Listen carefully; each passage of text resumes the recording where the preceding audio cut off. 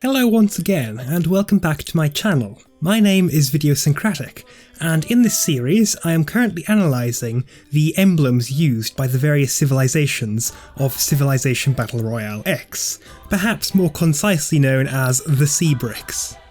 As with nearly all of my videos, there should be a table of contents pinned in the comment section below, so if you would rather skip all this preamble or are trying to navigate to a particular civilization in question, then please feel free to do so. Before I begin with the main contents of this episode, I have a few announcements I would like to make. Firstly, this episode isn't actually being done to a script. I haven't really written anything for it, and it's going to be a bit more freeform, so apologies if that turns out rather ropey, but I felt like experimenting a little bit.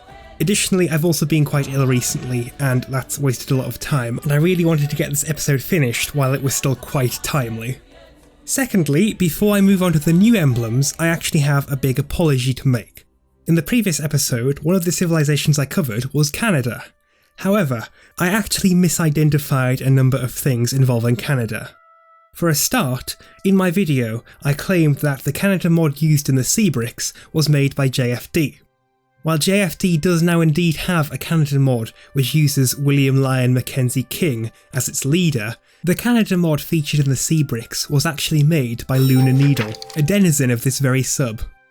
Additionally, this does mean I actually ended up analysing the wrong emblem in that previous video. While the emblem I did analyse, which is taken directly from the Canadian coat of arms, everything I said about that emblem is still true. However, the emblem used by Canada in the Seabricks is rather different, and so I will take the time to analyse that now.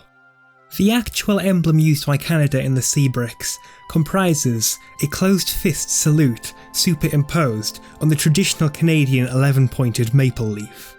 As explained in the previous episode, the maple leaf has a very long association with Canada, and thus virtually appears on all Canadian national iconography.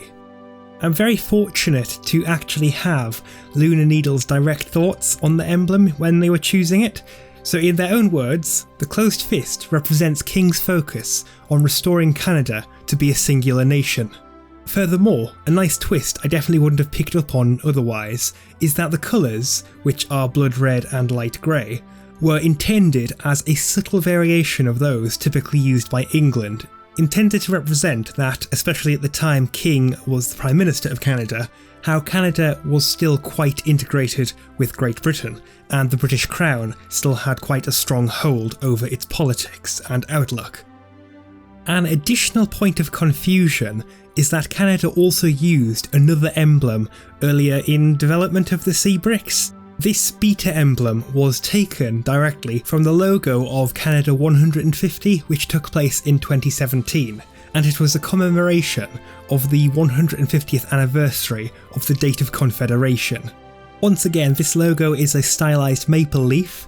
However, this one doesn't have the usual 11 points, having only 9 instead. This is entirely by design, as the maple leaf is made up of a number of diamonds. Each of its diamonds, there being 13 in total, represent the current provinces and territories of Canada, while the 4 red diamonds at the middle of the image, they represent the 4 provinces which existed at Confederation. As a further interesting fact, this logo was actually designed by a then 19-year-old student from the University of Waterloo. After covering the mistakes I made with Canada in the previous episode, it is time to actually move onto some new content. The first new civilization to be covered in this episode is one of only 2, or 2.5 if you count the Iroquois, vanilla civilizations to have been featured in the Seabricks. The civilization in question is of course the Songhai, who I still believe are still the largest empire to have fallen so far. With the Songhai being a vanilla civilization straight from the base game, I believe now is also a good opportunity to talk about a certain thread at Civilization Fanatics forums. Back in 2011, a user named Keegis began a thread trying to analyse all of the different emblems used by civilizations, and I believe it was probably this that got me started on getting me interested into analysing the emblems of the civilizations and what they represent and the history behind them, so I really do owe a great deal to this thread, otherwise I wouldn't be making these videos. With that said, it also makes my job of analysing the Songhai's emblem much easier as it's already been done. What this particular thread ended up concluding was that the Songhai emblem, unlike other emblems, doesn't really take its symbol from any particular piece of heraldry or any flag. It's instead a cross pattern usually found on traditional types of cloth made within the area of the historical Songhai Empire, and thus corresponding to various areas of the modern day country of Mali. This pattern cloth has a variety of names, reflecting the variety of languages which are spoken in Mali, but I believe it's usually in English referred to as mud cloth, although another common name for it is bogolan, which I am probably not pronouncing correctly. In the past, this pattern clothing was likely intended to be used by hunters as a form of camouflage, but today it's just simply a very popular pattern in Mali. It has quite a lucrative export market, it's popular with tourists, and I believe it can be considered to be an item culturally associated with Mali. The next civilization are the Murri of Eastern Australia. I don't think I've ever seen a civilization so dedicated to their particular emblem. Their emblem in question depicts a bunya nut. The so-called bunya pine, or to give its binomial name, Araucaria beardwellii, is a large evergreen tree native to Australia and particularly abundant in southeastern Queensland, amongst other places. The bunya pine was very important to the Murri people, alongside other peoples living in that area. The bunya pine was named as such because it produces cones. When ripe, these cones fall to the ground and are actually edible. When each segment of the cone is roasted or boiled, the edible kernel separates from its tough protective shell. The occurrence of the ripe cones falling to earth en masse was often reason for a feast, with this event occurring every 2 to 7 years or so. These harvest festivals could be very large and would even last for months. Indeed, they are believed to be the largest gatherings of people before European contact with the continent. The bunya tree was sacred to these peoples who would gather near them. As such, there were often a number of prohibitions involving these trees. For example, it would be very unwise to camp near one, and oftentimes it was strictly forbidden to even think about cutting one down. Due to the length of these feasts and the sheer distance travelled by some of the participants, they came to be of great socio-political significance. As such, it only stands to reason that the Murri uses the profile of a bunya cone on its emblem, given the great significance of this plant and food source to the Murri people. The next civilization to be covered in this episode is one that I've also been dreading, and that is Papua. The reason I'm dreading covering Papua is because I'm not really sure what it's supposed to represent. Papua, the island, is unquestionably immensely diverse in both species of animal and plant, but also human cultures. As such, attempting to come up with a civilization to represent this amazingly heterogeneous group of people must have been really difficult.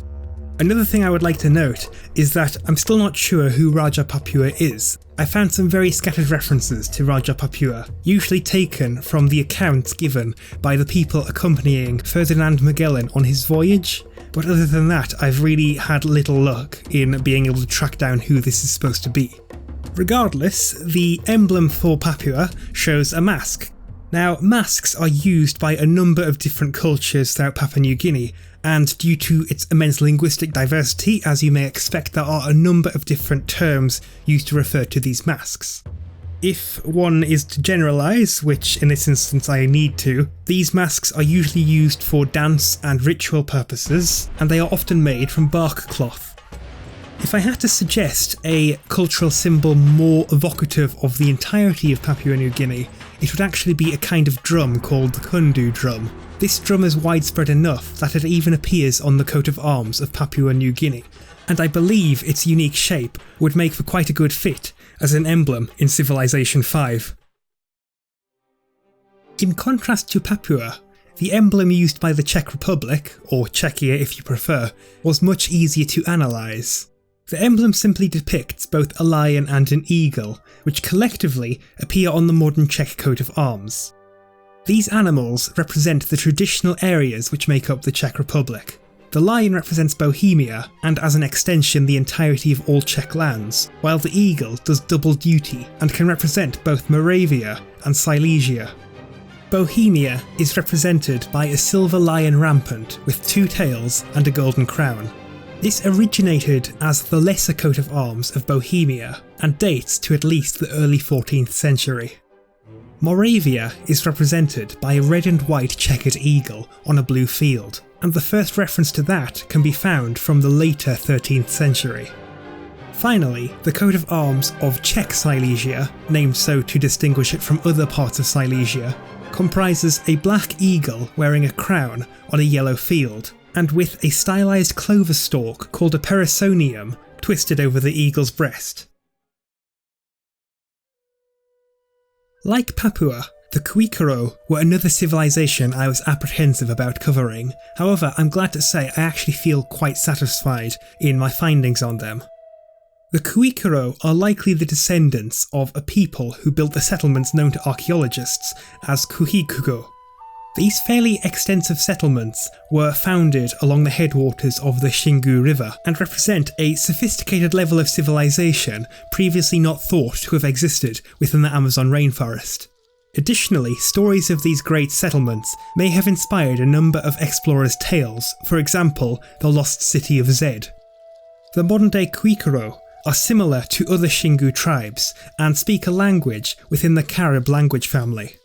Speaking in terms of the Kuikuro's emblem, I am reasonably certain that it depicts a broad tropical leaf, likely either from the genera Monstera or Philodendron. To the peoples of the Amazon rainforest, plants in these genera have a great number of uses and are very important to their traditional way of life. To give just a small sample of some of these uses, various species of bees in the region use resins from the flowers of these plants to produce their nests, and in turn, the resin from the bees' nests are used to make blowguns and canoes water and airtight. Additionally, many species of these plants produce edible berries, and many also have aerial roots which can be used for ropes. I have not yet been able to find any of these practices which solely apply to the Kuikuro, and they appear to largely be spread out across the Amazon basin. This makes a great deal more sense to me when I recall that actually this same icon has been used in JFD's Cultural Diversity mod, where it is used to represent Katuhe people, which in that mod is basically the classification used for most peoples of the Amazon rainforest, and the word itself apparently being an alternative name for the language family which includes Kuikuro. If I was to suggest alternative emblems perhaps more unique to the Kuikuro people, I could suggest using a manioc leaf instead, as I believe this crop was very important to the historical Kuikuro civilization and was likely domesticated somewhere in the area. Despite its initial appearance, the emblem used by Korea is actually a variant of the emblem still used on the national flag of South Korea. This circular motif is known as a daeguk, and it first began appearing on Korean national flags from the 1880s onwards. The symbol and the word are cognate with the Chinese word taiji, and it represents balance in the universe, with the red half representing positive cosmic forces, and the blue half represents the opposing forces. Before its adaptation for national usage, it would appear to have been used on standards representing the King of Korea. The emblem used by this mod was actually likely taken from the flag of King Jongjo, the 22nd ruler of the Joseon dynasty, who ruled from 1776 to 1800. On this flag, the daeguk takes the form of an interlocking spiral, rather than the more circular wave shape of later designs. On this flag, the daeguk is surrounded by 8 trigrams. These 8 symbols represent the fundamental principles of reality, and are used in the Yiggy, an ancient form of divination from China, which was of great philosophical importance. Again, this relates to the modern South Korean flag, as it too still contains some of these trigrams, albeit only 4 now, rather than the original 8. As soon as I saw the emblem of the next civilization, I knew what it was, and I knew that the only trouble I would have would be finding the correct one. The civilization in question is Haiti, and its emblem depicts a device known as a veve. The Haitian civilization depicted in this mod is very focused on voodoo, and the veve itself is a ritual device used in that religion.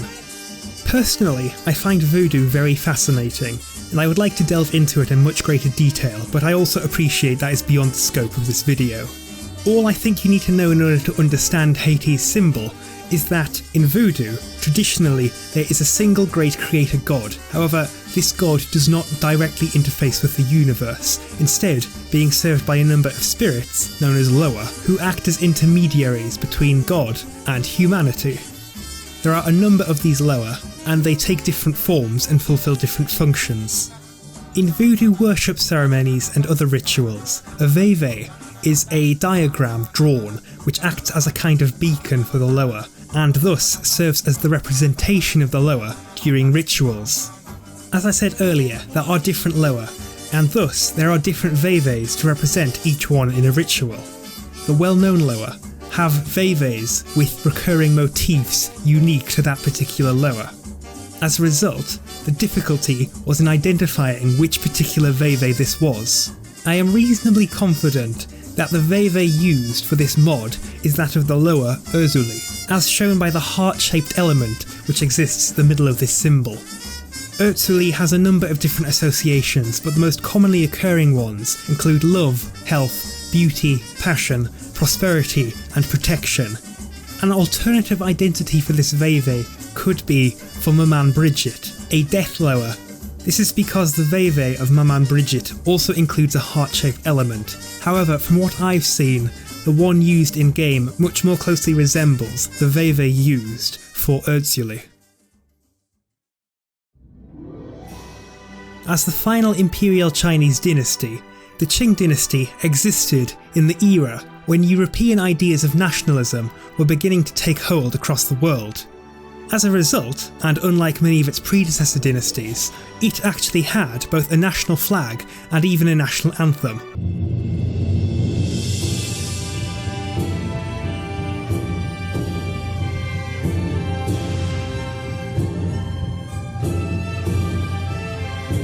Moreover, these were adopted near the end of its existence, starting in the 1880s, and so these developments are actually contemporary with the leader of this mod, the Empress Dowager Cixi.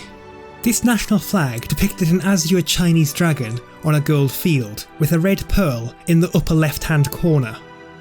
The need for a national flag had become apparent beginning in the 1860s, and so this flag was originally adopted as a naval ensign, and in its use as such, was triangular rather than the later rectangular version adopted in 1889. This flag, which quite descriptively would be known as the Yellow Dragon flag, features two very long-running imperial symbols from Chinese history.